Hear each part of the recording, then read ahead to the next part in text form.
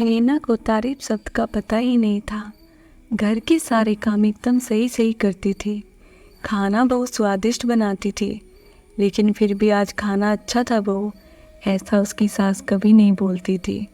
और पति भी कभी उसकी प्रशंसा नहीं करता था। उसका बनाया हुआ खाना चुपचाप खाकर पति और सास चले जाते थे। उसने खाना खाया या नहीं खाया, इसका उन दोनों पर फर्क नहीं पड़ता था।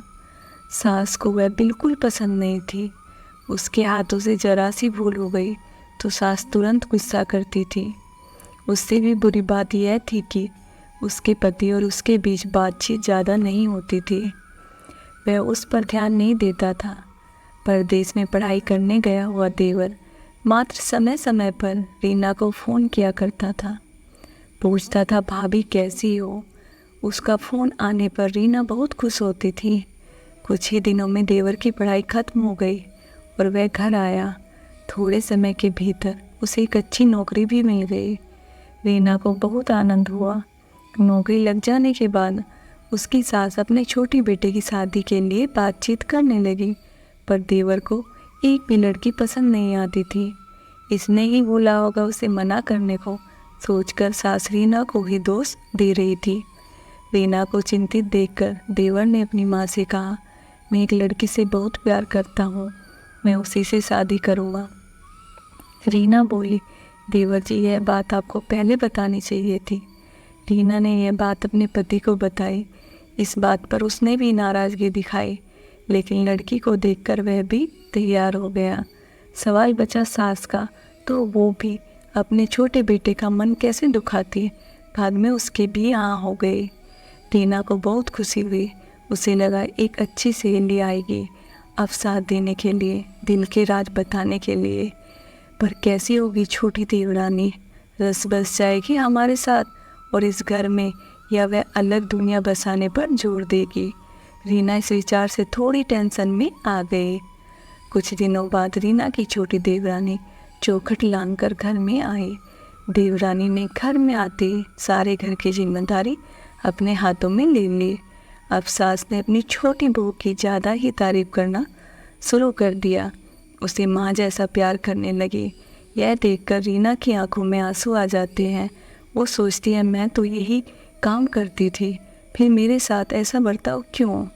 अब थोड़े ही दिनों बाद छोटी देवरानी पूरे घर पर राज करेगी और फिर मेरी जगह वहाँ कोने में होंगी। अपने ही विचारों में खो गई रीना के भाव समझकर छोटी देवरानी रीना के हाथ अपने हाथ में लेकर बोली, दीदी मुझे सब पता है, मुझे अपनी छोटी बहन समझिए, देखना बहुत जल्दी सब ठीक हो जाएगा। छोटी देवरानी ने पूरे घर की जिम्मेदारी तो ले ली, लेकिन कामों में कुछ न कुछ बार बार भूल करती थी। फिर देवरानी रीना के पास जाती और मदद मांगती थी। ऐसा रोज ही होने लगा। यह देखकर सास गुस्सा हो गई। मेरे रहते हुए छोटी बहू बड़ी बहू को ही क्यों पूछती रहती है। फिर सास भी रसोई घर में आकर चार काम शुरू करने लगी।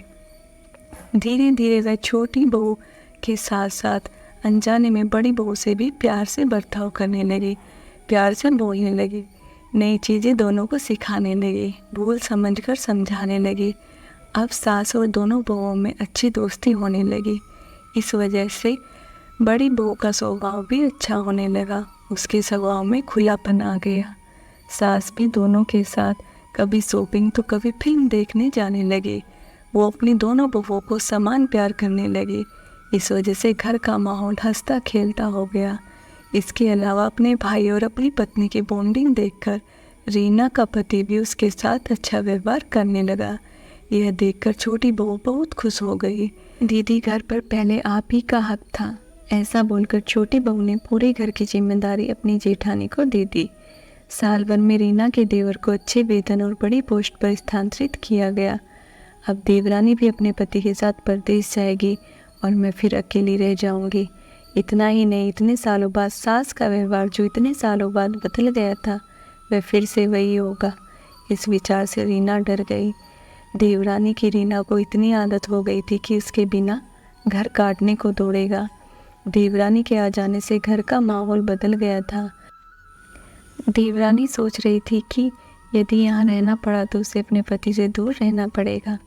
रीना के देवर के जाने के कारण और देवरानी की चिंता के कारण रीना सोच में पड़ी। अंत में उसने देवरानी से पूछा तो देवरानी ने जवाब दिया कि दीदी सारा दिन नए स्थान पर अकेली रहूँगी, उससे अच्छा मैं यहीं रहूँ। आपके देवर को बोला है मैंने, शनिवार और रविवार की छुट्टी में आप यहाँ आ जाया करें। मैं भी उनके साथ जाया करूँगी बीच बीच में थोड़ा बदलाव के लिए। उस पर वह बोलते हैं कि 3 महीने में वापस यहीं बदली करा लूँगा।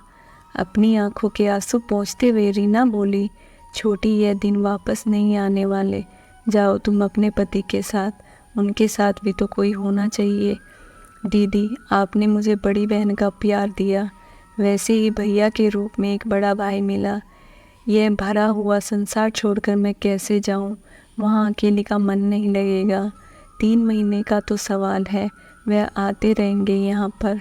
यह सुनकर रीना ने अपनी देवरानी को खुश होकर गले लगाया। तभी देवरानी रीना को बोली, अपने पति के साथ एक अलग जीवन बिताने में समय नहीं लगता, अपनों में रहकर पति की प्रतीक्षा में ही आनंद है। दोस्तों, 2 अलग अलग घर और ससुराल में आने वाली यह लड़कियां अपने नए घर के लिए सब कुछ करती है, पता ही नहीं चलता कि कब हमें एक दूसरे की आदत हो जाती है। सच में देवरानी जेठानी का रिश्ता बहनों से कम नहीं होता।